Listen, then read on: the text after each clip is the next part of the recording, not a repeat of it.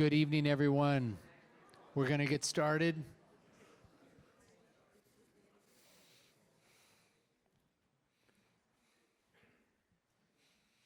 It's so wonderful to see you all. Thank you so much for making the effort to be here with us in person. We are recording tonight's conversation, and we will be sharing it with people later, but we're not live streaming, so you're the first to get to hear the words of these wise sages. We're really, really grateful to Rabbi Ed Feinstein and to Rabbi David Woznica for their leadership, their rabbinate, their hearts, and for being here this evening for this conversation. It's so fun for me because I feel, first of all, I admire you both so much, and I feel close to both of you, so I'm really glad that I get to be part of the conversation with you. To my left is Rabbi Ed Feinstein. He spent his adult life sharing the stories of the Jewish people as a teacher, as a lecturer, as a storyteller, an author, and a rabbi. Ed grew up in the West San Fernando Valley in Woodland Hills and Canoga Park, where I think they call it now West Hills. Vest Hills. Vest Hills. You have to say it with the right accent. I'm going to work on that. Vest Hills. And he was raised quite literally in the back of his parents' bakery. He became part of Valley Beth Shalom in 1970, was shaped by United Synagogue Youth, USY, and came to serve as senior rabbi of Valley Beth Shalom in 1993, helping to build one of the most vibrant and influential Jewish communities in Los Angeles and beyond. He's a longtime lecturer at the Ziegler Rabbinical School of the American Jewish University and has served on the faculty of the Wexner Heritage Program, Milken Community High School, and the Shalom Hartman Institute, amongst other amazing places of Jewish learning. Graduate of UC Santa Cruz and the Jewish Theological Seminary, where he was ordained and earned his doctorate in education.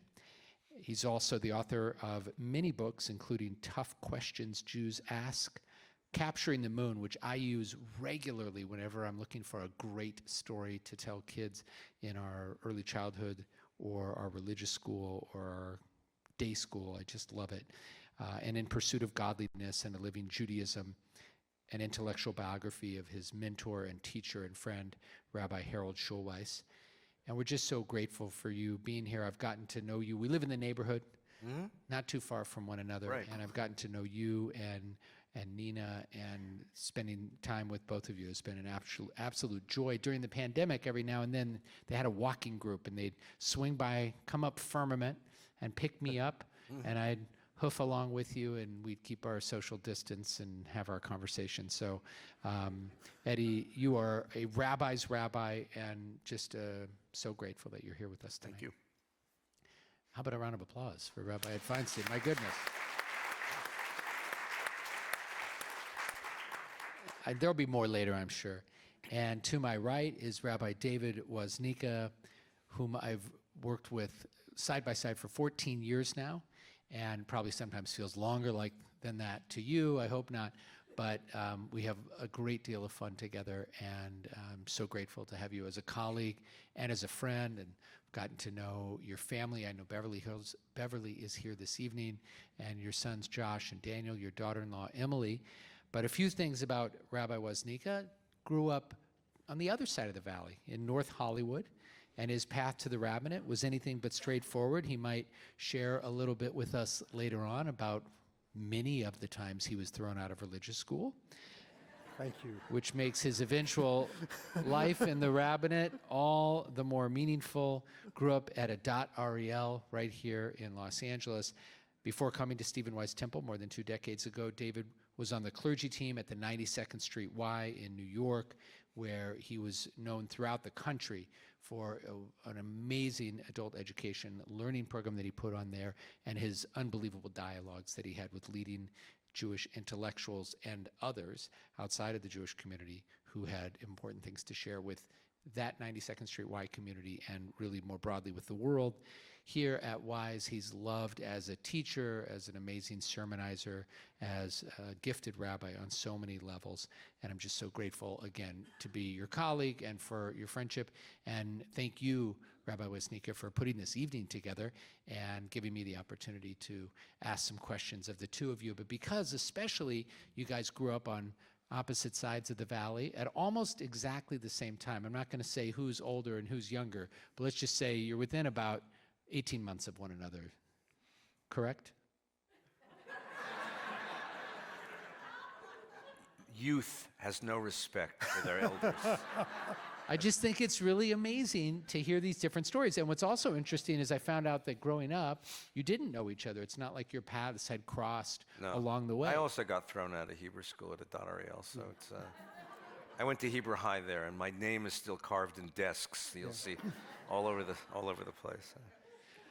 So I wanted to start at the beginning and hear a little bit about your journeys as young Jewish boys here in the valley, whether it was West Hills or whether it was North Hollywood. I don't know, how did they say it there? Was it just North Hollywood? Yeah. Yeah. Tell us a little bit, maybe we'll start with you, Rabbi Woznica. Tell us about your Jewish childhood. I've learned a lot about your dad, especially of blessed memory, and I've come to know your mom. May she live long and prosper. But tell us a little bit about what it was like growing up as a Jewish boy here in Los Angeles. Sure. So thank you. This is lovely. And the wonderful opportunity to be with both of you.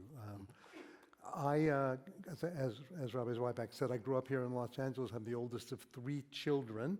My parents belonged to Adad Ariel, which is a conservative synagogue in North Hollywood. And I went to Hebrew school 3 days a week and did not like it. Was asked on more than one occasion to sit outside on the bench because I was being disruptive. Me and Dennis Levine. I don't know what happened to Dennis, but I'm sure he's arrested or something like that. At the end of the years, it was time for me to become a bar mitzvah.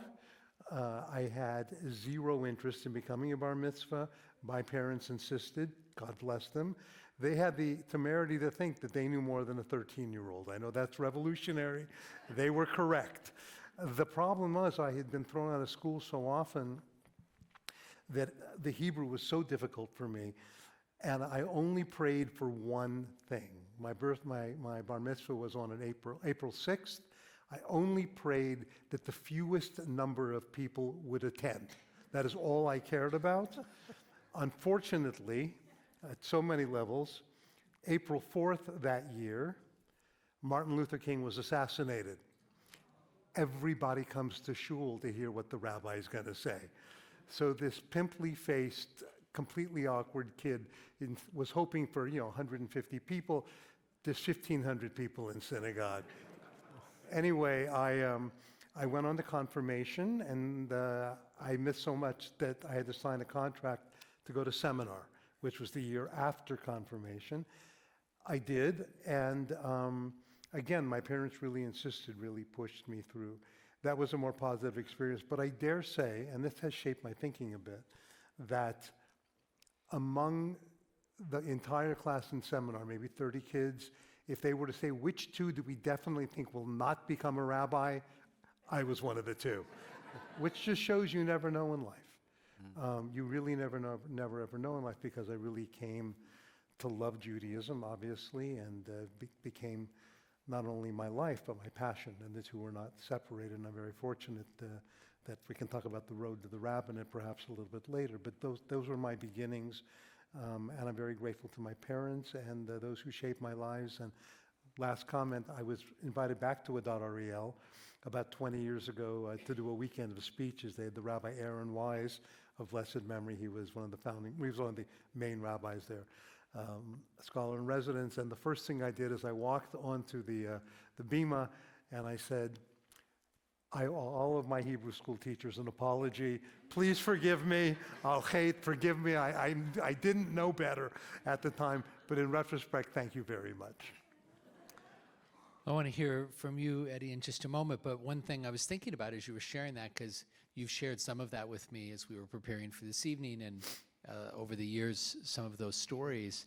And he's not like that now, by the way, everyone. No. He shows up on time, he does his job, he never gets thrown out, he's doing an amazing job. But I was thinking about, in these last couple of years, there have been a lot of stories shared and angst that people share about, the kinder and they've lost their way, and they're not as supportive of Israel as we want them to be, or they don't understand Judaism in the way that we want. And it's just a reminder that we shouldn't be turning our backs, and we should give people chances and understand that often they are kids and they're finding their way and they're figuring it out. And that doesn't excuse every statement, every comment, every thought, but it means, hey, let's make room for people, because we don't know if folks hadn't been supportive of you. And yes, they had you sit outside the classroom, but they didn't say, go away and never come back. They kept you there, and that allowed you to go through confirmation. And think about how much more impoverished our community would be and the Jewish world would be if people like you had decided to just keep walking out the door. So another guy who got thrown out of religious school a couple of times. We're serving our purgatory, you say. That's right. We're condemned to live in synagogues year after year after year to make up for the sin of dishonoring the Torah all those years. What do you want to know? So tell us about your Jewish upbringing here. For a long time when I got to know you, I don't know why, because it's not like you have that accent. I thought you were like from Brooklyn. You know, you just From Brooklyn? You just kind Why of would you had say that. I'm from Brooklyn? And I remember at one point asking you where you grew up, and you were like, no, I grew up here in Los Angeles. Best Hills. So tell us about that growing up, because there's a lot of Yiddishkeit somehow in West Hills, and the bakery that your parents ran out there. Right. My parents, so my dad is from here, grew up in Boyle Heights, went to Roosevelt High School, and mom was from Newark, New Jersey. And both of them were involved in Hashomer Tzair, Zionist socialist youth movement. And my dad was starting his first year at UCLA as a chemistry student, and they called him and said, you're going to Israel. And my dad hitchhiked across the country with his then girlfriend and came to Hightstown, New Jersey, where there was a farm whose job it was to prepare young Americans to make Aliyah to Israel and on a kibbutz. And they told Dad he was going to be the baker. So he went into Newark to learn how to be a baker. Mom was in charge of the chicken coops. And they met on that farm. They spent a year there. It was the most formative experience. And the story in the family, which I believe is true actually, is Dad found out that if you go to Israel as a single man, you live in a dorm on a cot. But if you go as a married couple, you get a room with a mattress. So 6 weeks before they're ready to ship out, he proposed marriage on purely pragmatic grounds. And my mother, being a practical girl, agreed. So they went into Newark and they got married, had a chicken dinner at the basement of the synagogue, and spent one night in the Taft Hotel. And in the morning, Dad went back to the bakery to be a journeyman baker, and Mom went back to the farm to learn how to be a kibbutznik. And 6 weeks later, they took a freighter to Israel, and they built a kibbutz in the north of Israel. Stayed there for 3.5 years, and then there was a split in the movement. The Shomer movement split between a pro-Soviet, pro-Stalinist position, a pro-American, and they were on the wrong side. They were on the American side of the argument. And because in those days, ideology, in Hebrew, ideologia, meant so much, they got thrown off the kibbutz. And they stayed in Israel for a little while longer and decided enough was enough. And they came home. And the story in the family is that Dad wanted to come home and Mom didn't. And so Dad said, I'll give you a baby if you'll come home with me. And I was conceived on the boat on the way home. And born shortly thereafter. We lived in New Jersey for a few years when my other brothers were born. And then we made Aliyah to California.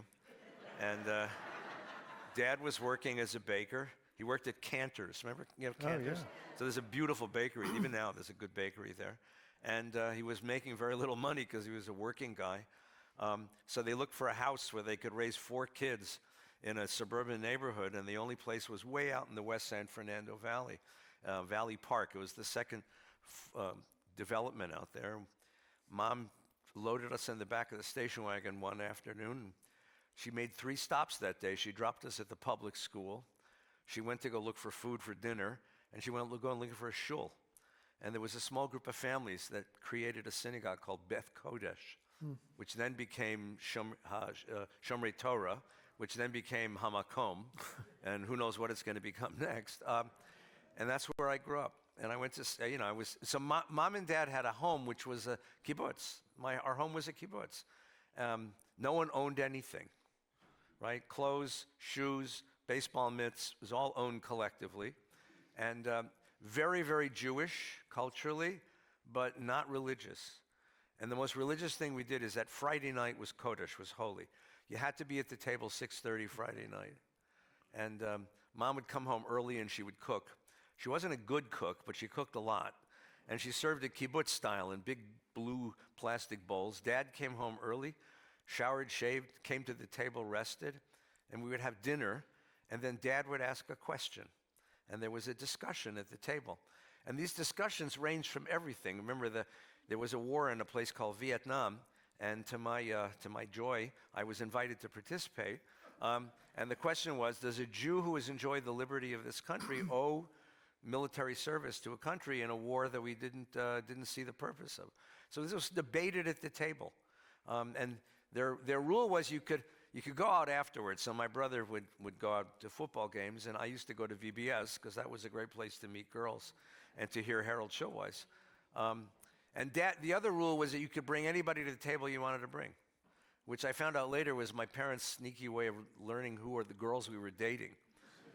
So I brought my wife, Nina, to the table, and my dad interrogated them. Dad said, "Where do you go to school?" And Nina was a very sweet girl, and she said, "I go to Brandeis University, sir." I said, "That's very nice. What are you studying?" And she said, "I'm studying Near Eastern and Jewish Studies." And he said, "What's your grade average?" I said, "Dad."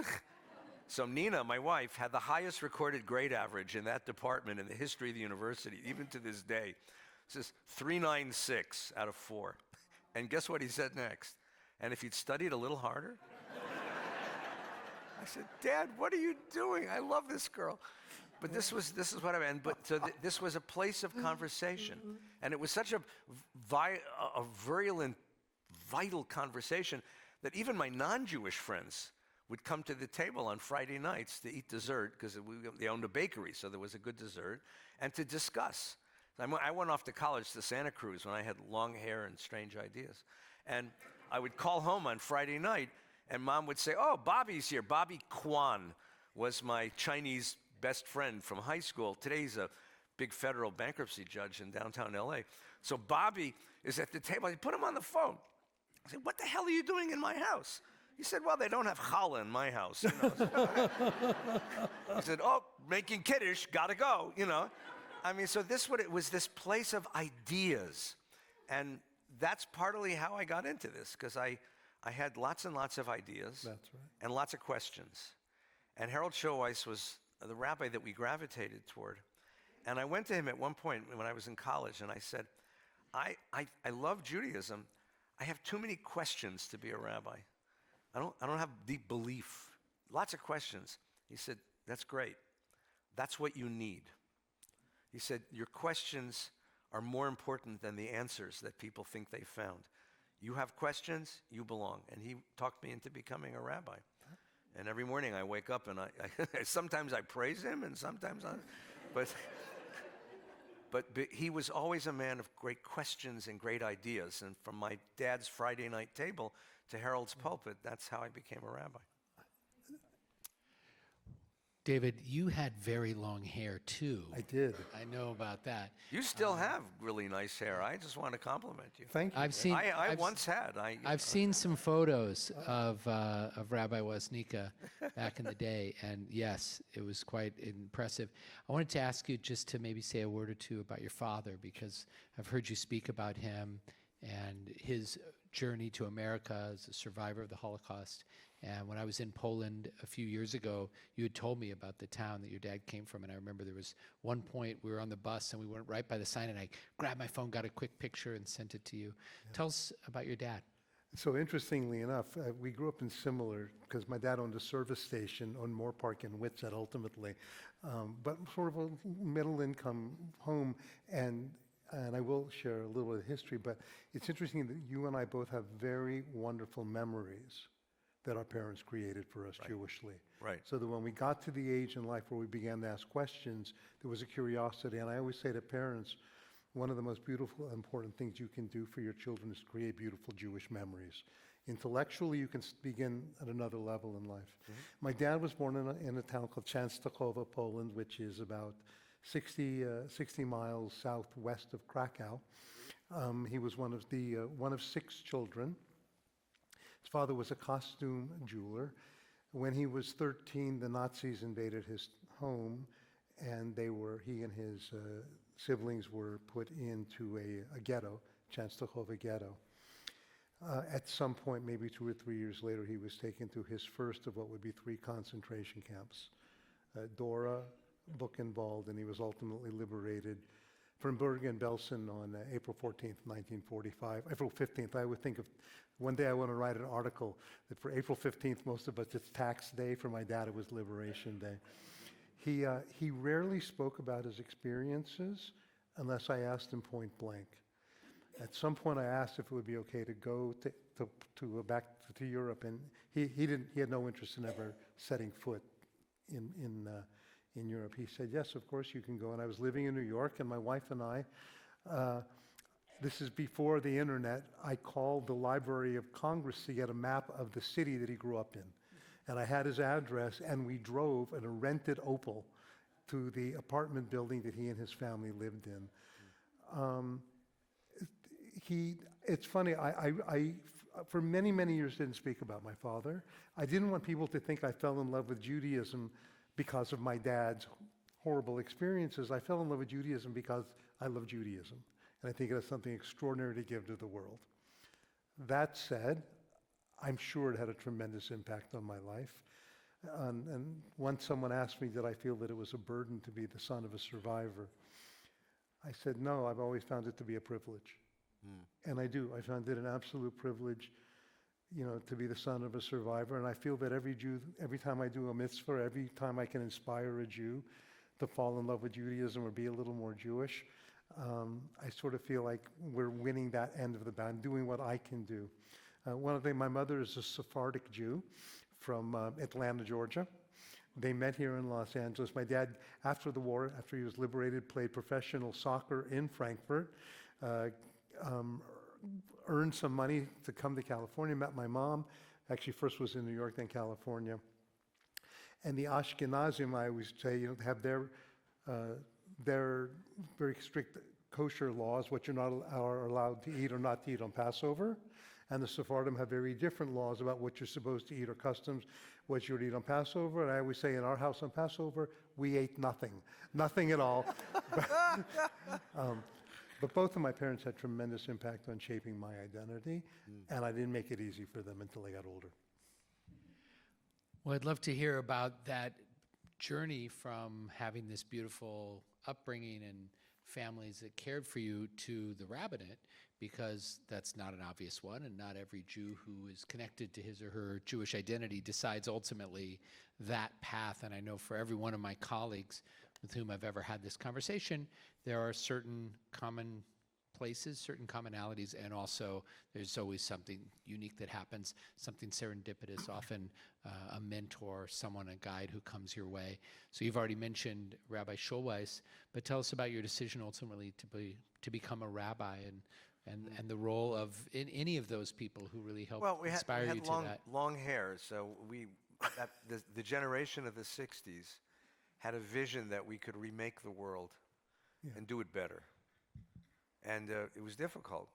A lot of friends are being drafted into the war and things.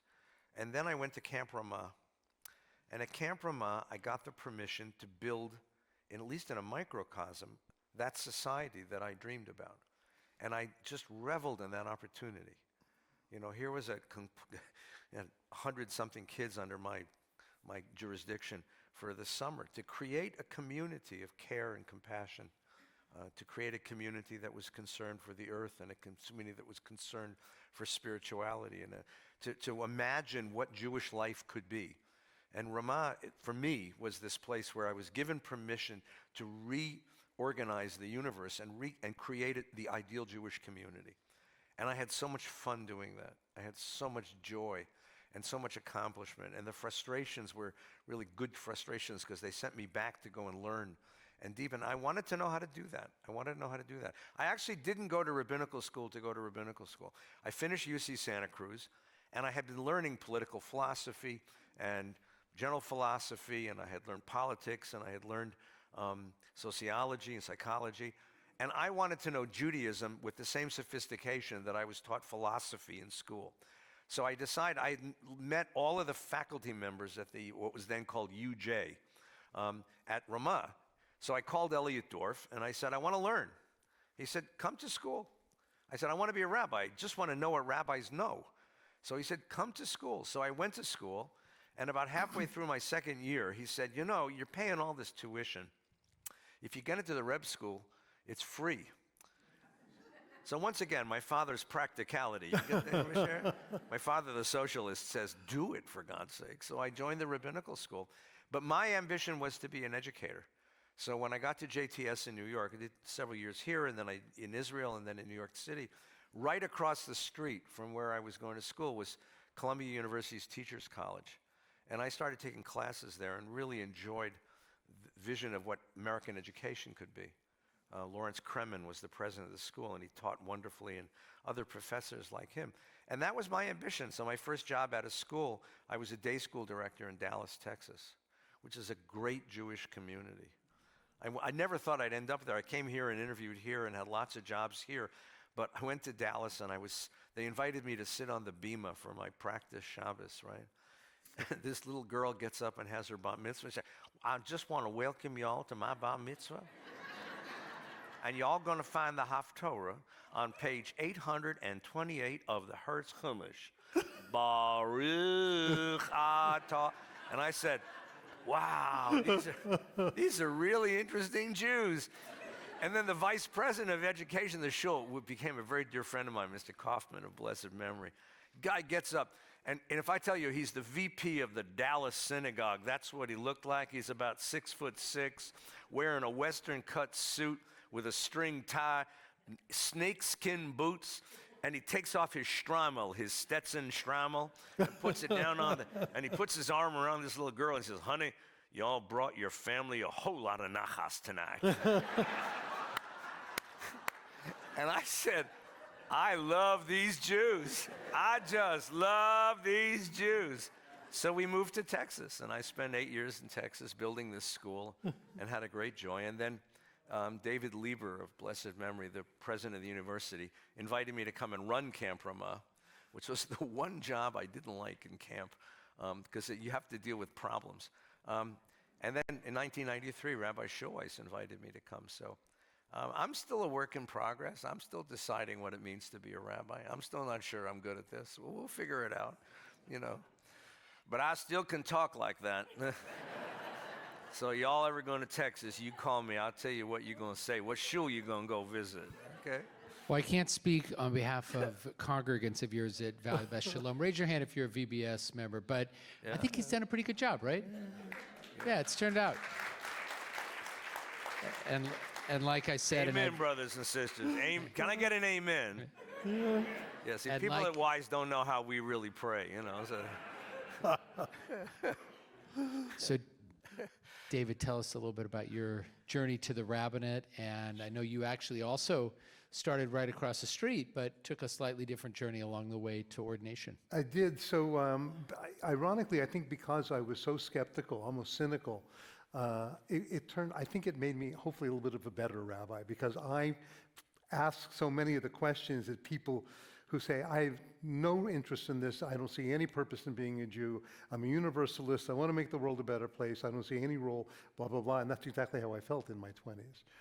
In my mid-20s, my sister said to me, you need to go to this place called the Brandeis Bardeen Institute, it's a summer program, and blah, blah, blah, blah, blah, and it's Jewish. I said, no way.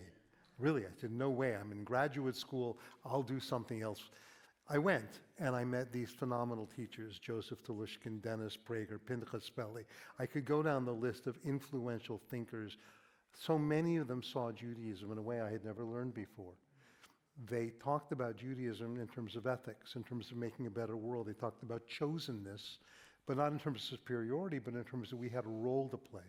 And for the first time in my life, and this is on me as much as anybody else, I never heard it spoken of that way. I never heard Judaism as taught of as a way of life that had something unique to bring to the world. And I started exploring. And then I was asked to come back to the Institute. The Institute is a summer camp, but it's really for 19 to 25-year-olds.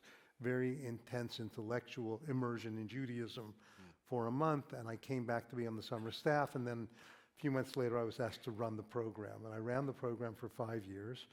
And those were very formative years for me because I was both doing something Jewish and learning at the same time. And then at 29, a good friend said, you should go to rabbinic school. I said, 29, by the time I'm ordained, I'll be 35, 6 years from now. And my friend said, how old will you be 6 years from now if you don't go? So I went because I wanted to learn Judaism. And I really didn't know if I wanted to be a rabbi. And I really, you know what, I met with 5 rabbis here in LA before I made the decision to apply. And had I listened to them, I might not have continued because I didn't get the sense of joy and satisfaction. They seemed beaten down. These were good people who had worked very hard, but for a whole variety of reasons. But I felt a sense of calling, and I feel that way today. I feel as odd as this may sound to some of you, I feel sort of that this is what God put me on earth to do. I didn't feel that initially, but more and more. And then when I was ordained in New York, something wonderful. I had 2 job opportunities. This isn't well known. I don't even know, you know this, Yoshi. Rabbi Zeldin offered me a job here. I had come here in 1990 as a weekend speaker. And for a variety of reasons, we decided it wasn't the right thing. And I was sad because LA was my home, but it turned out to be a blessing in my life, and I think for the congregation at the time, because I ended up with this job at the 92nd Street Y. For those of you who don't know, it's a mecca of Judaism. It's 500,000 people walk in the door a year, and they gave me the keys to run Jewish high-level programming. So there was, you get a lot of people coming to these programs, thousands. And I had the privilege of teaching, which is the most passionate thing that I care about, making connections with people, and taking the experiment that you so eloquently spoke about and putting it into place. And realizing that for Jews in Manhattan, I remember when they interviewed me for the position, they said to me, this was the director of what was called the Bronfman Center for Jewish Life. And they said to me, well, we'll give you money for social programs. I said, I don't want to do social programs. I'm not against social programs, but the battle is not in social programming in New York City. You have lots of choices when you get off the subway in New York City. You can go to a movie, go to a bar, go out with your friends, go out to dinner, go to a play. I said, that's not the cop who I want. That's not what I want to compete with. I want, if you tell the average New Yorker when they're getting off the subway, and you could put this in any city in the world, you have the following 5 choices when you finish work that day. Go to a movie, go to a bar, go out on a date, go to a play, or study Torah. Where do you think studying Torah is going to fall on that continuum? I want to make it so that this place becomes the place where they say that's going to be number 1. Right. And that had always been my goal. And I think that's what we all want. We want Jews to say, and people who are interested and may not be Jewish, but who are interested in Judaism, to say, you know what, I can't think of anything more compelling to do than come to that synagogue and see what they're doing on a Friday night or feeling a sense. But I did develop a sense of calling, and I have a deep love and grappling with God at the same time. I hope God is happy with me, and like you, I am definitely a work in progress. Yeah. Well, you're not asking if I did a good job or not. How do you do? Do you do a good job? No, I'm joking. One thing that I've come to know about rabbis is they need affirmation, like every other human being. So give them the love, tell them Yasher Koach, tell them they're doing a good job. It's true. It happens to be true. But here you are at a time in your rabbinate where you have a lot of experience.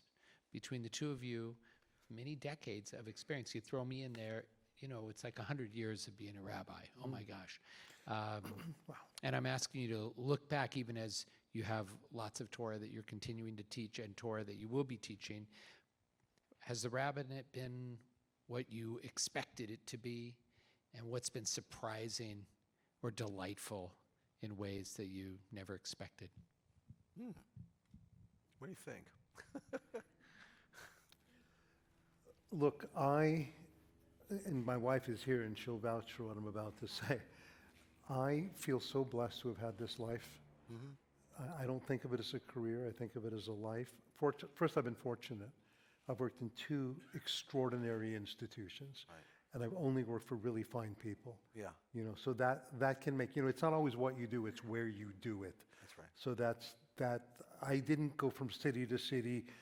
I wanted to live in New York. I wanted to live in LA. So that I wake up in the morning as passionate about my work, as driven as the day that I started, maybe more so because of the relationships you build.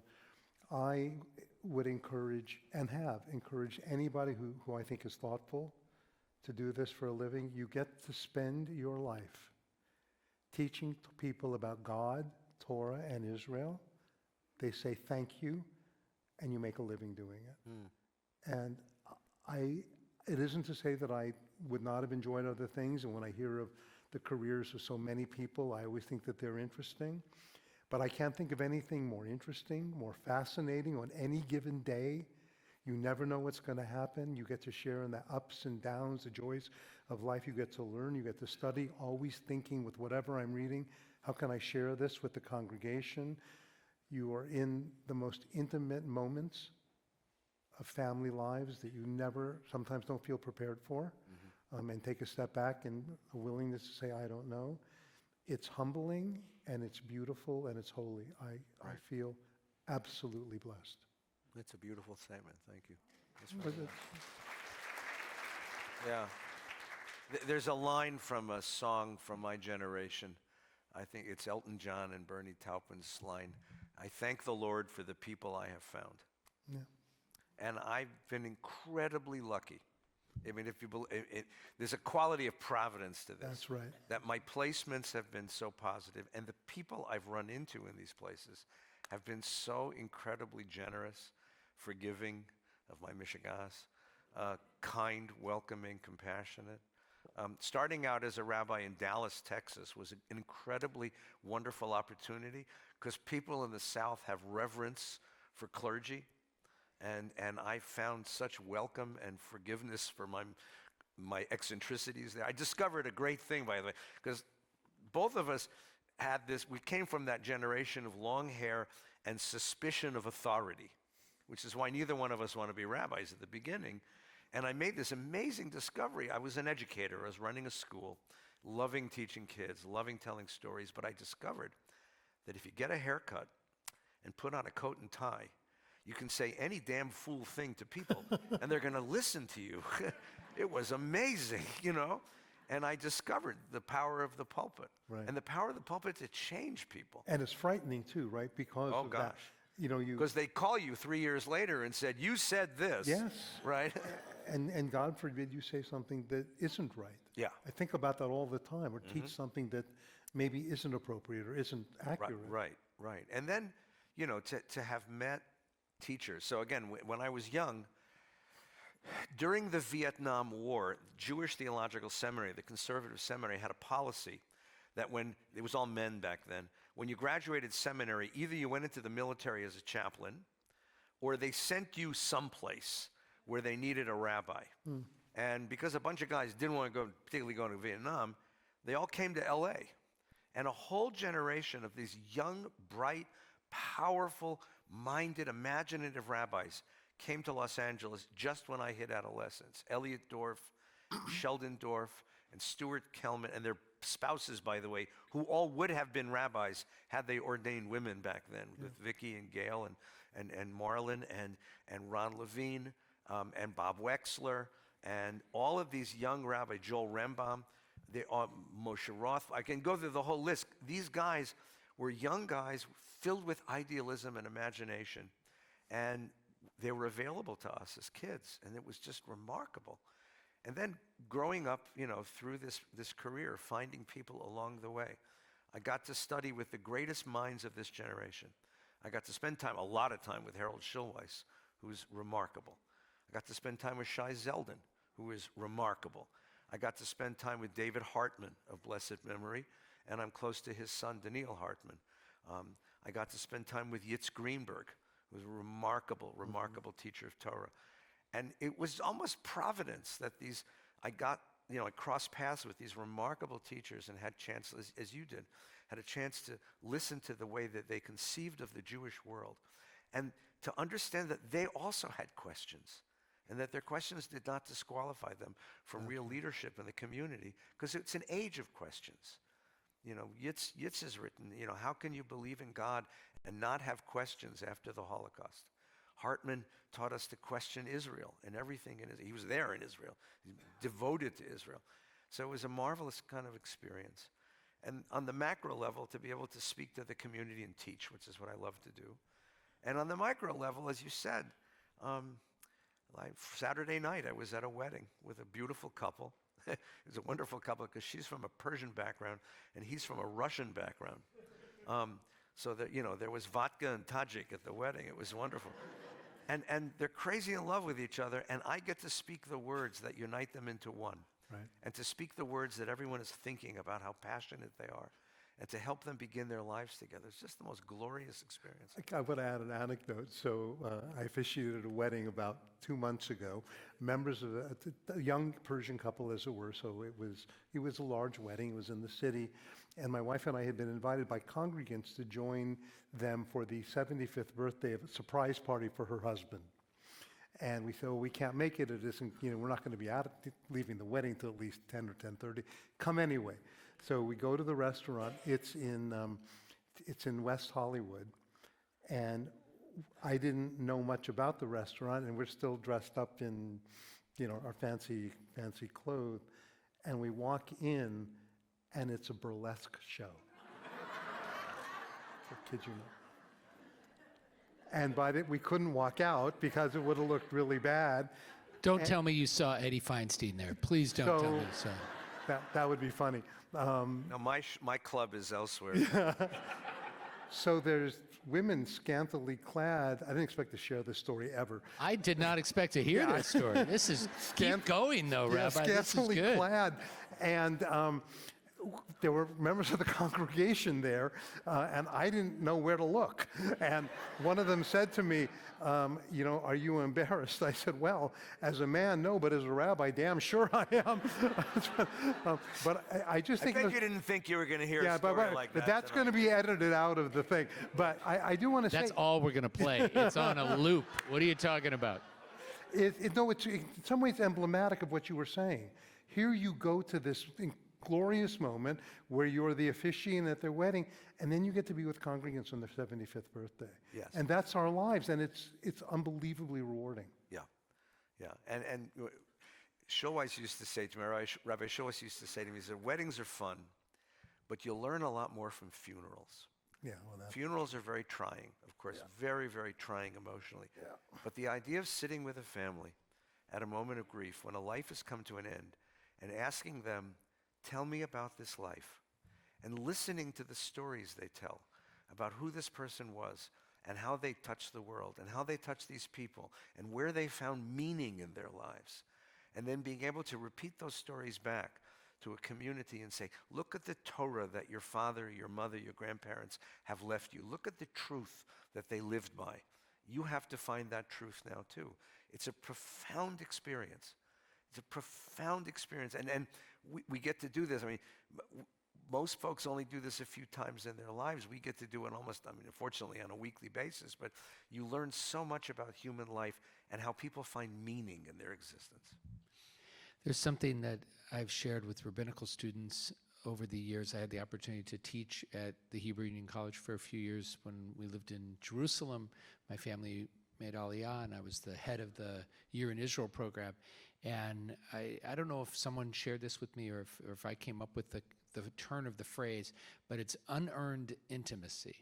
And I don't mean that in any burlesque fashion, but it's a great phrase. Unearned intimacy. It's that you could be that young rabbi in Dallas, and they needed you for Bubby's funeral. Yeah.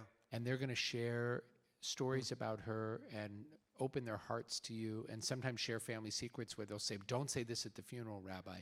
But they'll tell you something and you have to remember, don't share that at the funeral. Or you'll meet with a young couple that you barely know. Sometimes you have the joy of working with a couple you've known your whole life, but sometimes it's someone brand new to you. And on the second meeting with the couple, and I'm sure we all meet with them multiple times and get to know them, they'll tell you something about something they're going through. I had a couple that I worked with some time ago where in the middle of these counseling sessions leading up to the wedding, the husband-to-be, the groom, realized that he had a drug and alcohol problem and that he had to get clean and sober before they could get married. And they're sharing this with me. Yeah. And I had no idea that they were going through this. And thank goodness she helped him get sober, and they got married, and their life together is going really well.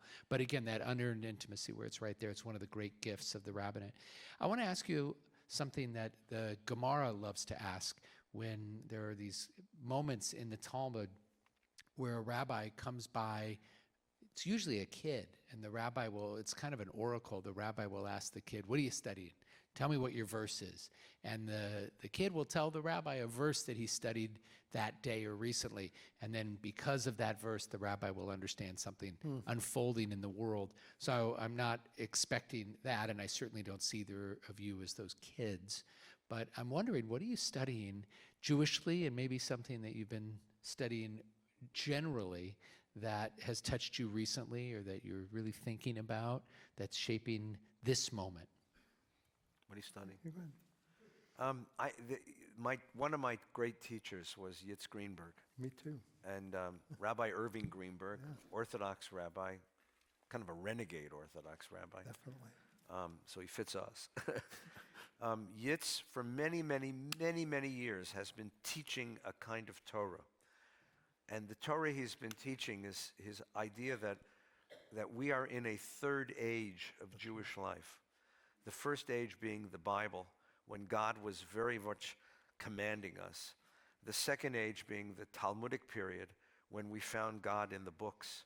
And the third age, the post-Holocaust age, when God is no longer that direct with us, but we have to act out God in the world. We become God's image in the world. So for many, many years, he's been teaching this. I actually heard him teach it the first time when I was still a student in seminary 50 years ago. And I was invited to staff a weekend for the Young Leadership Cabinet of UJA. And I heard him do it for the first time and just watched this audience. He's finally published it. For 50 years, we've been saying to Yitz, publish it, write it. Even if it's not perfect, just get it. He finally published it this year. So I've been teaching it this year to all of my classes because it is a narrative theology of Judaism. And that is just an important thing because since the Shoah, since the Holocaust, it's been impossible for Jewish thinkers to put together a theology in the way that previous generations might have done. Because whatever you want to say about God gets completely melted by the darkness and the horror of the Holocaust. And at the same time, you have the state of Israel, which is this remarkable moment of redemption. And so how do you reconcile these two events? How do you interpret a world that includes these two events? I like to say that the greatest moment of destruction in Jewish history was destruction of Jerusalem and the temple in the first century, and the Holocaust exceeds it. Mm-hmm. And the greatest moment of redemption was the Yetziat Mitzrayim, the Exodus from Egypt, the Passover story. But the creation of Israel exceeds it. And those two events, Exodus and the destruction of the temple, took place 1,500 years apart. So we could figure it out. The Holocaust and the creation of Israel come about in the same generation, in the same decade. And so no one has been able to create a theology that really embraces these things. Yitz did it. And you can argue with him and you can debate with him, and he invites that, by the way, because he's very, very open. But this book that he's written is called The Triumph of Life. It's such a triumph itself and such a remarkable insight into who we are and what we have to teach to the world. Fundamentally, Yitz, like Harold, my teacher, Rabbi Schulweis, he is offended by unintelligent religion. And for him, Judaism isn't just culture, isn't just holidays, certainly isn't just bagels and lox. Judaism is a truth. Yeah. A truth. And our job is to articulate that truth. And part of the problem of this generation is that we've done a bad job articulating that truth to our own children and to their children. And here comes this philosopher who says, I'm going to give you an articulation of this truth that's going to help you understand how you organize your thoughts about the whole Jewish tradition. So that's what I've been teaching this year and arguing with him all the way along. In the classes, what I've done is, you can have this if you want, I created worksheets of all of the footnotes. So all the texts that he cites and other texts and people who agree with him, people who disagree with him, and have a grand debate in the Talmudic style over this wonderful theology. But it's a marvelous theology. It's a marvelous vision of what we have to teach in the world. Yes, please, to the worksheets. Thank you. Yeah, We'll okay. take them. Yeah. Sure. Rabbi. I think, and actually spent a year studying with Rabbi Greenberg with Yitz in my senior year of rabbinic school. Right. I think he calls that third era, Third age, yeah. Third age, yeah. Third age Judaism. So a couple things that I like to study. I remember seeing Rabbi Zeldin of blessed memory out in the desert when he and Florence had moved, Mrs. Zeldin moved to the desert. And I said to him, he was in his 90s at the time, and you and I went out. I remember once chatting with him. What do you read? He said, I read the Torah portion every week. And I thought, wow, how many times has he read the Torah portion that he needs to? And that kind of inspired me. I don't read the entire portion every week, but I like to study a bit of Torah every week. There's a lacuna in my education in terms of history, so I've been boning up in terms of history. So I'm reading right now a book called Eric Larson, called The Splendid and the Vile, which is a book about the Blitz, the first year of the war, and Roosevelt. And the Splendid is Churchill, the Vile is obviously Hitler. May his name be erased. So it's an extra. I love Eric Larson as an author, and he's filled me in on that. I read another book of his called In the Garden of the Beast about the German ambassador to Germany in the 30s, that kind of a thing. So first of all, that's one thing I'm boning up on. There's another book which I believe is one of the most important books, and I'm rereading it. It's called Man's Search for Meaning, which undoubtedly many of you know. But I turned it into a class and actually taught it here for a year. My 9:15, I see some people who are in my 10:15 Monday morning, I call it favorite moments in the Torah class. We actually started it during the lockdown, but it's a nice group, and so we continue to study together. So Man's Search for Meaning is a book. I'm actually rereading and annotating it in a crazy way as well. So I love reading journals. So I read political journals like First Things and City Journal from the Manhattan Institute and things from the Cato Institute, kind of across the board politically and religiously. I read First Things because a fellow named Lael Leibovitz writes for it, and for that alone it's worth the $5 a piece, a journal. And Tablet. I try to read Tablet regularly. It's a very fine Jewish online magazine, and I think they have so much to say as well. I think, just piggybacking on what you were saying about the generation, I don't think we did a good job communicating what Judaism has to say. That said, I think there's an unbelievable thirst for values right now. I think there always has been, particularly right now, there's great moral confusion right now. Meaning I believe, if Judaism is put in a thoughtful and meaningful way, the way that the two of you guys always do, there's a receptivity to it and an interest in it where people will say, tell me more. I really didn't know that. Yeah. And I think this is an extraordinary opportunity to do that. Yeah. One book I'd add to the list, this morning we had the opportunity to study with Rabbi Dr. Michael Marmer, who recently published a book called Living the Letters. Yeah. And for each letter of the Hebrew alphabet, he has a different theological term. And so today we focused with him. He zoomed in from Jerusalem, and we focused on the Hebrew word safek, which can mean doubt. And one of the things he shared with us, which is a powerful and beautiful insight, is that doubt exists in the Bible, but the word doesn't. The word safek comes later. And the original root, the etymology of the word, means to slap or to clap. And then in doubt itself comes from a Latin root that means two. Once you have a second possible truth, you start to doubt the first one. Yeah. So I commend that book to you, Living the Letters by Dr. Michael Marmer. I wanted to connect to the day that we observe today. It's International Holocaust Remembrance Day.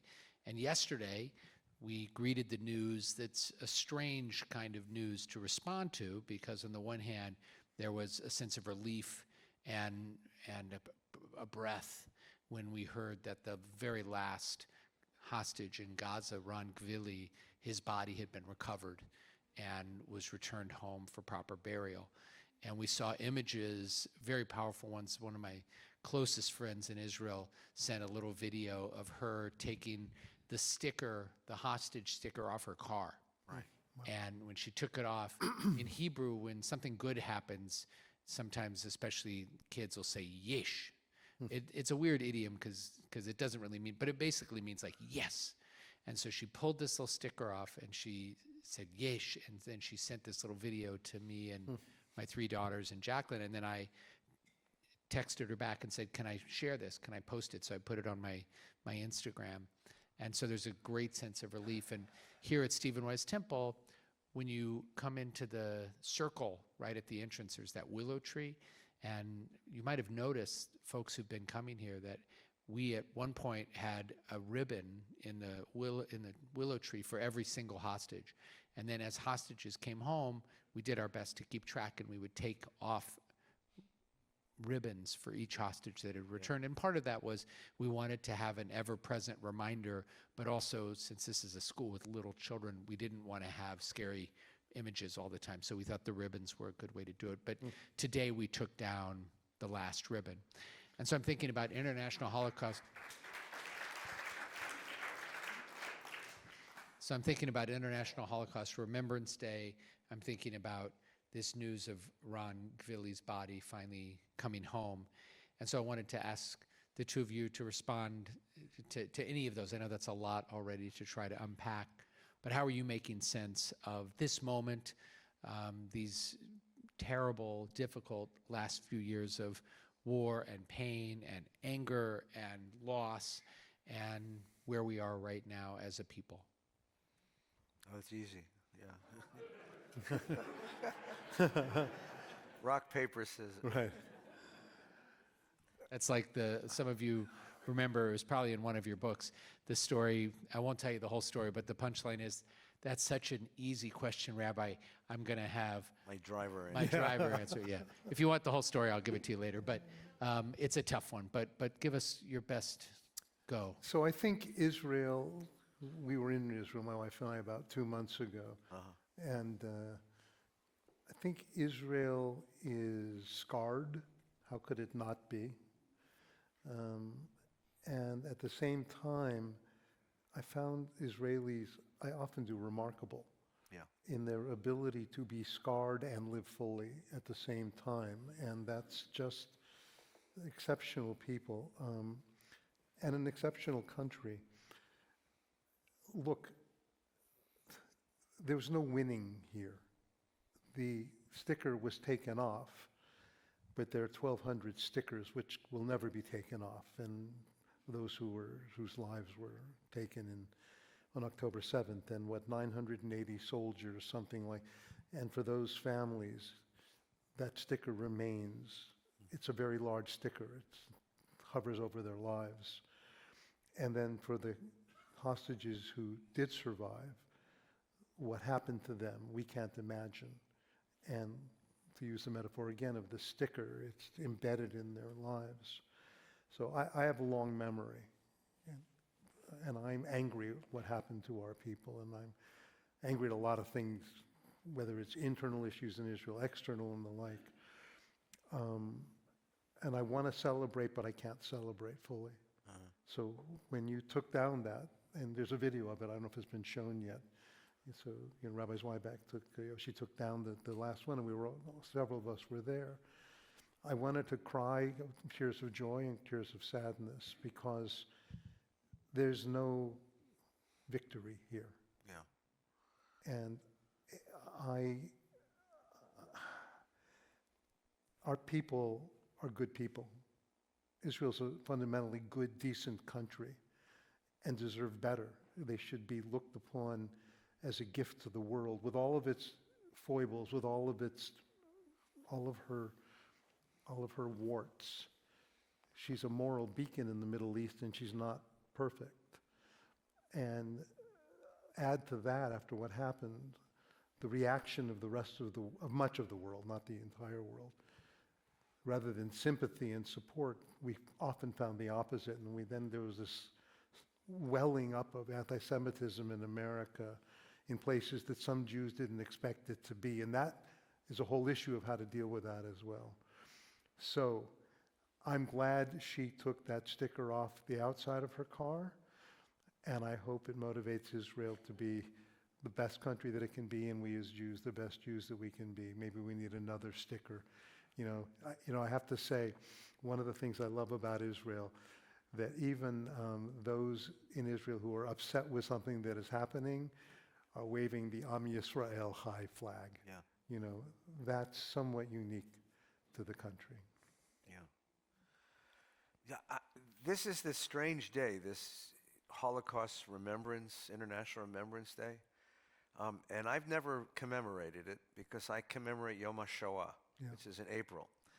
And the difference between these 2 days is critical. So this day was chosen because it's the day that the Russian army liberated the Auschwitz concentration camp. Correct. Okay, that's a reasonable date to choose. Yom HaShoah is the day the Warsaw Ghetto Uprising happened, which is right after Pesach. And the two events represent two different visions of what you learn from the Holocaust. I mean, first of all, you have an event that begins in 1933 and lasts all the way till 1945. And then if you go to Nuremberg, 1946 and 47. So it's an enormous event. And number one is, what date do you choose to remember it? Right. Number two, what story do you tell? And this is going to be particularly acute for our generation now, because up until now, the way we told the story is by bringing in a survivor to come and speak to us, your father. And survivors who were willing to speak to us. Survivors who were willing to give testimony to the Shoah Foundation or the Holocaust Museum, and we could watch them on video. But the last survivors are about to leave us. Right. I've done a couple of services, 101-year-old survivor. And you have to say that, someone who was 20, in 1945 is, 100 years old now, right? So the question really is, what story do we tell? And how do we tell that story? And what do we want our children to hear in the story? Do we want them to hear that the whole world is against us? Do we want them to hear that the whole Christian world hates us? Do we want them to hear stories of victimization, of the brokenness of the Jewish people, the weakness of the Jewish people? When the Zionists created the State of Israel, they chose Yom HaShoah as the day of the Warsaw Ghetto Uprising because they wanted to tell a story of resistance, of courage, of strength, knowing full well that that was a minority, a very small minority among the victims of the Shoah, but that it didn't disappear altogether. We were not simply passive victims of our history. We tried to stand up and make our own history.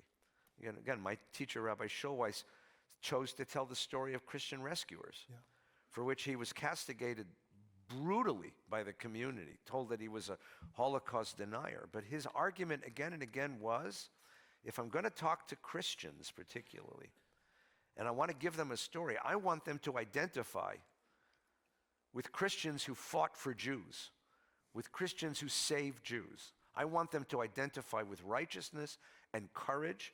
And most of all, I want to believe in a God who wasn't completely absent from the world for 20 years in the middle of the 20th century. And he found God in the heroism of Oskar Schindler and Sempo Sugihara and Jules Westerval and Father Benoit and all of the great rescuers, and Raoul Wallenberg, and all of the great rescuers. That's where he found God, in the moral courage of human beings who stood up against evil at the cost of the most horrendous kind of personal costs and personal risks, who stood up against evil. So the question really is not just which day do we recognize, but what story do we want to tell? And again, Rabbi Schulweis was put down for this, but his argument always was, when we have Passover, on your Passover table, your Seder table, there's a plate, Seder plate. If you got married in a Jewish ceremony, you have 8 of them, And it's interesting that even though we were slaves for 280 years, for generation after generation after generation of slavery, and we'd suffered genocide, and only one generation was liberated, on your Seder plate, there's only one bitter food, not 5. I mean, we'd be a very different people if we had 5 portions of maror, of horseradish, on your table, and only one of charoset, And he said, no, that's not how we do it, because we have to have hope. And we have to have hope, and we have to have faith. And we have to have faith in the capacity of human beings. Not faith that God is going to save us. Not faith that God's going to send frogs. I wish he would, but but faith that we have the capacity to stand up and resist evil in the world. Yeah. And to make that choice. And that there are allies in the world who will stand with us. So today I know was Holocaust. I didn't commemorate. I'm going to wait till April and do it then. Because that's the story I wish to tell. And again, if we go back to Israel, you're exactly right. Israel is a deeply wounded country right now. A deeply wounded society. Deeply wounded from October 7th. Deeply wounded from the experience of the hostages. Mm-hmm. I mean, look, Zionism promised to change the story of Jewish history. To change us from victims to rescuers. To have strength to protect our own. We would become the subjects of our history, not its object. And then when October 7th happened, a very interesting word was tossed about the community. They called it a pogrom. And if you call October 7th a pogrom, what we're saying is, my God, we're back in Jewish history again. We're not as capable of protecting ourselves as we thought we were. And that wound is still there. I would suggest to you that the whole society of Israel, and not just the soldiers, but them too, are suffering from a massive PTSD. And it's going to take a generation for Israel to heal. A generation for Israel to heal. And the message I'm sure that you've given many times, and I've given many times, we who live in diaspora and are at arm's length from that experience, we have a big responsibility to help them heal. To remind them of where we are in Jewish history and why Israel matters to us, matters to Jewish history, matters to our children. We have to help do that. We have to do that by sending, of course, money, but we have to be there. Because when you walk the streets of that country and talk to its people and eat in the restaurant and sit in the cafe and argue politics in the park, and you're there, you're saying something to that society. That your struggle means something to me, which is one of the most healing messages you can give to somebody who has suffered a trauma. Your struggle isn't just your own, we're with you. You're not alone, we're here with you. And that's why I think this is it's important that you go. It's important that you communicate. It's important that we stay with them and stay on top of this. Even the arguments criticizing the government. Imagine that, Jews criticizing a Jewish government. Because what it says is we have a stake in the decisions you make. That's right. And it matters to us, and you matter to us, and your safety and your security and your morality matter to us. These are very important messages. We have an important role to play now in the healing of that society. And I could go on, but I'm going to let you talk. Thank you both. We just have a few more questions. One thing I wanted to comment on relative to what we just talked about, I've been privileged to lead a number of trips since October 7th, 2023, bringing congregants and most recently in partnership with Amanda Berman at Zioness and Bishop Michael Fisher at Greater Zion Church here in Compton, we brought a group of 18 Black Christian leaders and 2 Black Jewish leaders to Israel for 10 days. And what I experienced every time I brought a group post-October 7th was a tremendous sense of gratitude from Israelis for showing up. You bet. And I'm sure you felt that in personal trips, on missions, et cetera. It's just, you came in the middle of a war. You came when the world was telling you don't come. You came when it was hard to get a flight. You came when you thought, what if I get stuck and I won't be able to get back home? You came. And that meant so much. But the part I wanted to underscore is how important it is to remember, and it's not just the story we tell, although I think there's value just in telling that story, even if it weren't 100% true, but it happens to be a true story, which is that we really do have a lot of friends, and we really do have a lot of allies who care about us and care for us, not just here in America, but in other parts of the world. And so just to remember to keep telling that story, we're not alone. We actually have allies, and then to actively work to nurture those relationships and show up for them as they need us. So that was one of the really powerful things. And this last weekend on Friday night, we had members of Greater Zion come here. On Sunday, many of us went to Compton, so that was really powerful. I wanted to ask you about something closer to home that, of course, we've all been seeing on the news and asking questions about and wondering how do we respond as Jews. But I want some rabbinic wisdom, seeing these images unfolding in places like Minnesota over the last week. How should we be responding? How do you respond as someone who understands very deeply the imperative of our tradition to love the stranger, for we were strangers in the land of Egypt, and also understanding that there are very real policy issues that are underneath some of the things that we're seeing. But just as you witness these images, how are you responding? How do you think we should, as Jews, be thinking about moments like this? Yeah, good question. You want to go ahead? No, you go ahead. Sure. Want me to go ahead? I'll stop you if you're wrong. Okay, so No doubt. at least I think. I'm outraged. I'm full of sorrow and full of rage. And I think most Americans are. Most Americans of every stripe are. Conservatives, liberals, progressives. Because we've seen something horrifying. We've seen agents of the United States government murder 2 people in front of our eyes. And then we've seen a government turn the story. That was Groucho Marx's favorite line. Well, who are you going to believe, me or your lying eyes, you know? Here's the video, and you can see exactly what happened. In slow motion, in fast motion. And you look at it and you say, my God, what is going on? What is happening here? That the government has a policy of enforcing immigration law, that's legitimate. Keeping a border safe, that's legitimate. Ridding the country of criminals who snuck into the country under lax immigration enforcement, that's legitimate.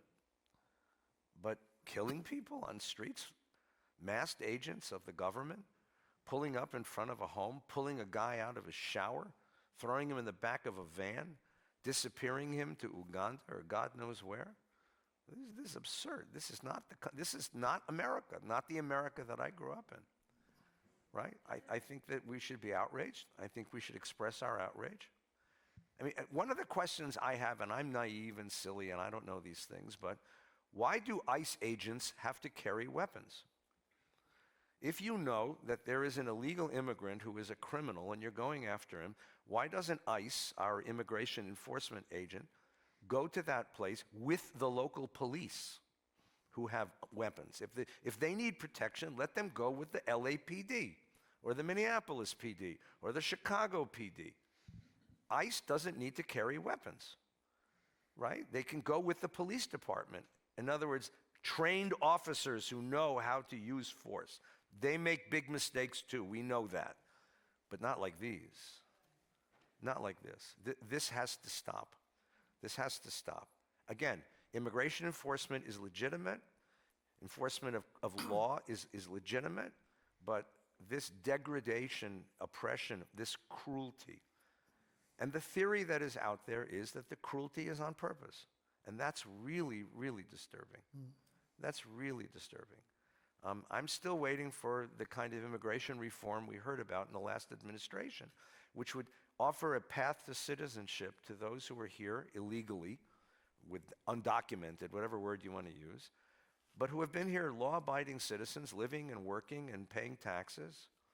I don't know if any of you have a housemaid or a roofer or a gardener or a babysitter who happens to speak Spanish, but they're probably not documented.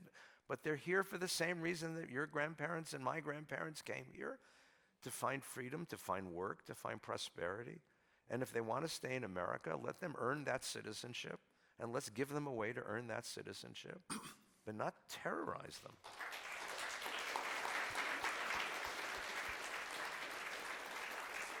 And I was gratified, I'm going to say this out loud, I'm going to get in trouble for this too. I was gratified to see that the president responded today. Okay?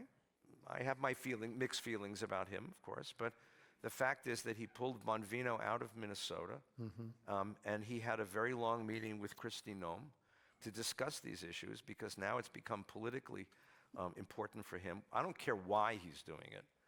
I just want them to reevaluate this practice and this policy, because I think it's really bad for the country. It's bad for our confidence in our institutions and confidence in our government. It's not our ethics. It's not our ethics. And I want to see a better America. I'm going to stop there.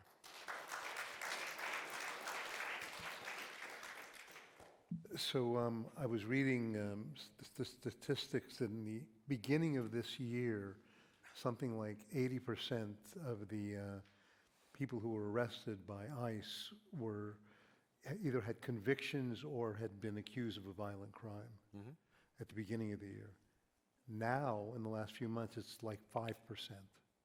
So it's a dramatic change in the policy. And this is, by the way, the Cato Institute, which is a fairly, moderate, I don't think they have an axe to grind here. So I think most Americans initially were very pleased. I don't know if I have any more insight than any other person on this matter. Let me just state that. But I think initially people agree. If there are bad people in this country who've done terrible things, they should be taken. They should be removed from the country. I never thought of the thing you said, Rabbi Feinstein, before about why are they armed. I don't know, one of the reasons they're armed is they're not always getting cooperation from their local police departments. Maybe if they weren't armed, they would. I don't know, but I know some of the police departments have been told not to be cooperative with them, and that muddies the water a lot. So it makes me very uncomfortable to see them going into places like a Home Depot. The country has basically said for the last 40 years, we're going to turn a blind eye to you. Whether you're welcome here, irrespective of how you arrived, if you work here, we're not going to arrest you. This has been acceptable behavior. Sort of like if you go on the freeway and you go 70 miles an hour, even though the speed limit's 65, you're not going to get a ticket. And I don't think all of a sudden you can start saying it's 70 miles an hour, you're getting a ticket. These people have been here. If they've been law-abiding people, I'm not foreseeing such people removed from the streets or terrorized in any way. When it comes to the more violent issues there, I think it's a reasonable discussion. It makes me very, very sad to see the kind of violence in America that I always associated with terrible, terrible things, And I don't like, I will say, I don't like when either side comes out immediately with a statement that they know what happened. I really don't. In terms of lying eyes, maybe. I mean, Rodney King is a very good example.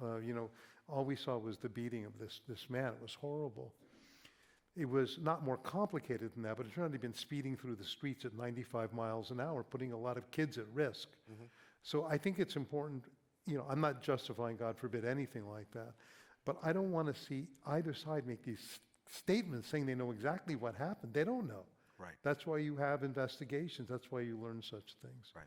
But I'm horrified to see people go into America and, go into people's homes for seemingly no reason other than you came to the country illegally. We basically said, come to the country. And if you want to change the policy now going forward, that's a whole other issue. In terms of a path to citizenship, I simply don't know. A part of me thinks absolutely, and a part of me thinks I'm not sure. I don't know. That's worthy of study, but I don't want to see people deported if they've been good people here, worked hard, done the right thing. I mean, they made a life, and many of them contributed mightily. Two rabbis agree with each other. How did you? You were here to see it. Well, I wanted to conclude with a question about tikva, about hope. There's, first of all, in the rabbinate today, one of the concerns that is being mentioned again and again is the pipeline challenges, that not enough people are entering the seminary, and we're seeing it in our alma maters, whether at Ziegler, at JTS, at the Hebrew Union College. The number of incoming students is not sufficient to serve the Jewish people, and we're seeing that across the movements. We're also seeing that outside of Judaism. It's not just in the Jewish tradition that we have that. So that's something that fills me with a sense of concern. But I want to go back to the beginning, that beautiful stories of your childhood, your journey to the rabbinate, all of these reasons that, though you might have been unlikely candidates at first, you ended up embracing this profession, this calling, and it's shaped so much of who you are. And I've seen firsthand here in Los Angeles, I've seen the way you have touched lives, and I'm so proud to call you my colleagues and to call you my friends and to know you and work with you. So in the midst of all of the challenges and in the midst of all of those concerning stories, I'm looking for hope, as we always are as Jews. And so I'd love you to help in this evening with something that points us towards hope, something that gives you a sense of tikva and maybe can give us collectively a sense of tikva. Got some hope? Got hope? Sure. Come here on a Thursday morning and watch the 5th and 6th graders pray together in this room. Their parents in the schools here, and you will see, look at the number of kids who want to go to Jewish day schools now. Elementary schools, high schools, look at the quality of their education. Look how many Jews show up for celebratory moments and at difficult moments. I'll never forget. I wish I could forget, but on October 8th, and this I will give you credit, 100%. You know, Rabbi Zweiback said, listen, there's been this terrible thing that happened in Israel. We're going to have a get-together here at Stephen Wise Temple. And you didn't ask permission. You just went out there and did it. And there were 2,000 people in this synagogue. And there would have been 1,000, probably more, if we didn't have to shut the doors. And it was on, he just did it. And that gave me hope, that we show up for one another. There's lots of reasons to hope. The other is, it's a mitzvah to have hope. I'm saying that because it sounds nice. It's not. There are a series of 6 questions God is supposed to ask us at the end of our lives. And the 4th one is, did you hope for redemption? It is a mitzvah to have hope, because if you don't have hope, you give up. And we're not allowed. We are about 40 years ago, the Christian Science Monitor, which is probably not around anymore, wrote an article. This was the headline. The Soviets have taken on the world's 2 most tenacious people. At the time, 800 million Chinese, and at the time, the 11 million Jews. That's true. We are tenacious people. We don't give up. We read our history. We look forward. And in Israel, they continue to have children. And Shoah survivors, the first thing most of them did was rebuild families. It was in their DNA. We're going to look ahead. We never forget the past. We have an extraordinary memory, and if we ever forget it, we read the Torah to remind us of it. But we are commanded to have hope, because how else can you live? No one wants to be around people who are not hopeful. And the last point I'll make, and you mentioned Pesach and the 8 Seder plates. By the way, if you know a rabbi and they're getting married, him or her, you don't have to buy them Judaica. They have a lot of their own Judaica. Really, we got a lot of Seder plates too. But the end of, and it was a brilliant insight that you shared, that there's only one bitter thing on the plate. But you all know the last 4 words of the Passover Seder. L'shana haba Yerushalayim, next year in Jerusalem. Thousands of years ago, that was a dream beyond imagination. We can say it and get on an airplane the day after Pesach and go there. If that doesn't give us hope, I can't imagine what would. That's lovely.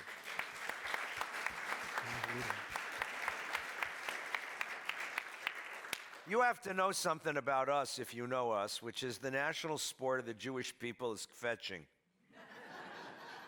Italians play soccer, Japanese play baseball, Americans play football, Jews kvetch. This week's Torah portion, how to mention it, the story of the crossing of the Red Sea. What could be more marvelous than the crossing of the Red Sea? 3 days later, we don't like it here. We don't like the food. We don't like the water. We don't get good TV reception. Why did you take us out of Egypt? Kvetch, kvetch, kvetch. The problem with being a people that kvetches autonomically, is what the rabbi just said. If we only turn to our kids and to our children's children, and all we can do is offer kvetches, why the hell would they want to sign on? Honestly, who wants to be in such a people? Who wants to be part of such a people? So you got to look at the same facts, and you got to look at them in a different light. I'll give you a story. Many of you have heard me say this. 1964, April 1964, Look magazine, which was the second most popular news magazine in North America after Life magazine. Look magazine publishes an article called The Vanishing American Jew.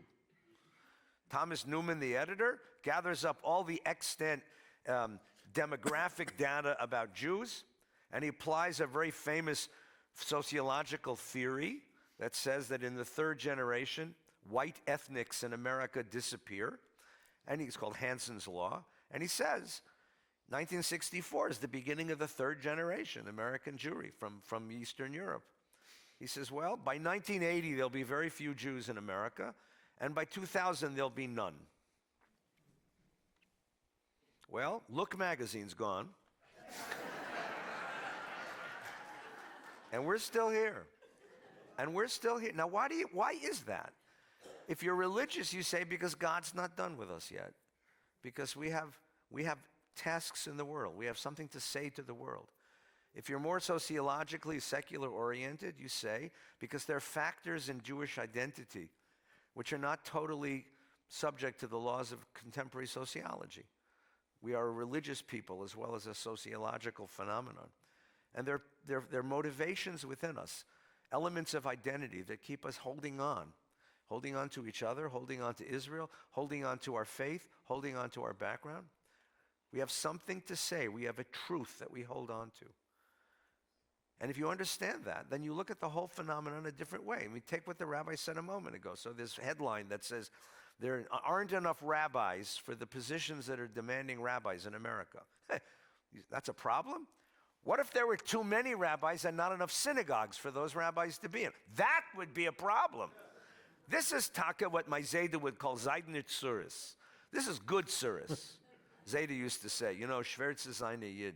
It's hard to be Jewish. You're always going to have problems in the world. The question is, what's the quality of your problem? Is it a good problem or not such a good problem? I would tell you that there are more Jews, more synagogues, more schools, more youth groups, more summer camps, more seminaries that need rabbis than we don't have enough rabbis for them. That's taka good surus. That's not such a bad surus. So now we got to go find kids, young people, who have the kind of fire in them that this wonderful rabbi and this wonderful rabbi have, and convince them that they don't want to be lawyers and stockbrokers and AI tech executives. They want to go teach Torah for a living. And I think that's a task I'm willing to take on, because I think that's really good service. I think it's really good service. Yes, the Judaism that my grandchildren will celebrate is going to be different than the Judaism my grandparents celebrated. I always have this fantasy, because at 7:30 in the morning at Valley Beth Shalom, there's a Tai Chi class for the mothers of the nursery school. So all these young women in their Lululemon, you know, going like, and I always imagine my Alta Zayda, my great-grandfather, who's a Lithuanian rabbi, walking in, and he'd look at this and he'd say, Nu, Edela, was is das? What are they doing? And I have to explain to Zayda, I say, Zayda, get davening, they're praying. And he'd say, oh, I say, Ep is shuckling, they're shuckling, you know? It's like, oh, shuckling Ep is. The Stephen Weiss Temple. Wait. What time is that minion? David's he's got to fit it into his burlesque visits.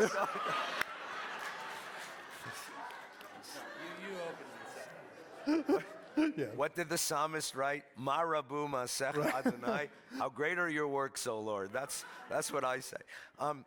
Look, the Stephen Weiss Temple, the Valley Beth Shalom that will be here in 50 years, doesn't look like the one that was here now, and doesn't look like the one that was founded by Harold Shulweiss or Shai Zeldin.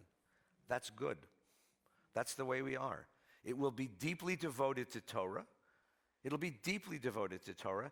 And I dare say that even in an age of AI, which is coming to change everything in our lives, we will still read Torah from a scroll, because we will still hold on to some very, very powerful core truths and the values that make us who we are. But we're going to express them in different ways. Mm-hmm. We're going to express. My career began in summer camps, day schools. These didn't exist 100 years ago.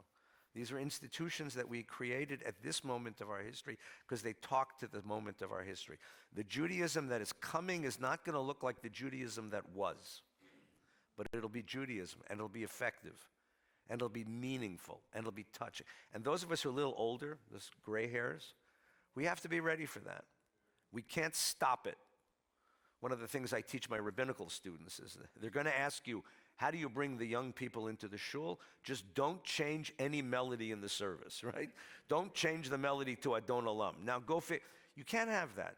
We have to give the young permission to experiment, to innovate, to create, to imagine all kinds of new things. And we have to welcome people that don't look like the Jews we grew up with. I have a niece, actually my wife's niece, is married my wife's nephew, who's a Jew in name only. She's Thai, comes from a beautiful Thai family, owns a restaurant downtown. They moved to the East Coast. And it happens to be that the nursery school from the JCCs, the local nursery school, so they send their 2 kids to the nursery school. So Paulina calls me one day. She says, Uncle Eddie, the kids want to make challah. They make challah in school. Can you send me your challah recipe? Because I'm the baker in the family. I say, absolutely. So I send her the challah recipe and a card telling you how to make motzi and a challah cover. So then she calls me a month later and says, the kids want to light candles. So we send her candlesticks and candles and the bracha that she can say. Then she calls a month later and she says, now they want to make kiddush after candles. And can you show me how you bless the kids? Because that's what I always loved when we did it at your house. So I send her all this. Then our nephew calls. He said, what the hell did you do to my wife? Now she's telling me I have to be home on Friday night. Because the kids made a challah, she's lighting candles. She wants me to learn to make kiddush. She wants a Shabbos dinner. And I said, Benjamin, it's about time. Now, she is not halachically Jewish. So in my movement, this is a bit of an issue, but we won't go there tonight. But I don't care, because I'm not looking to people who are Jewish. I'm looking for people who do Jewish. That's right. And this young woman, so she's going to walk into a synagogue one day. She's a beautiful Thai woman who looks that way with her 2 little Thai kids. And she wants a place in our community. And I'm begging you to make room for her and to welcome her. And then she calls me and says, Uncle Eddie, you ever make a Thai challah? And I said, send me the recipe. So 50 years from now, we're all going to be eating Thai challah. I'm a Jew of hope. I think we have to have hope. Number 1, we have to have hope because, as the rabbi said so beautifully, it's a mitzvah. Number 2, we have to have hope because it's the only way to get our kids to want to be part of this. Number 3, we have to have hope because there is. It's the objective fact of our people. Look, we shouldn't be here. That's right. And we're here. And it's remarkable. So let's give thanks that we're here and let's move forward.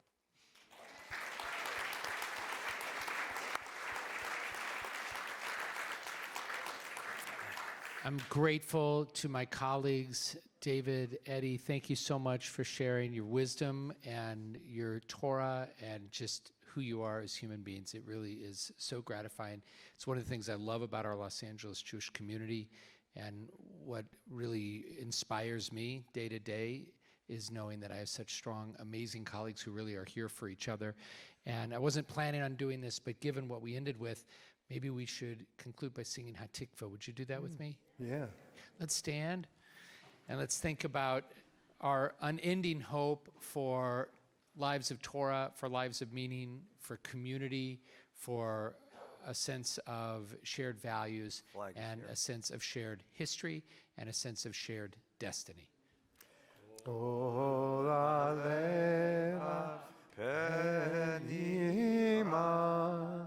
nefesh Yehudi omia ulefanei Mizrach kadima ayin letzion Sophia Od lo avta tikvatenu Hatikva bat shnot alpayim Liotam chofshi be'artzenu Eretz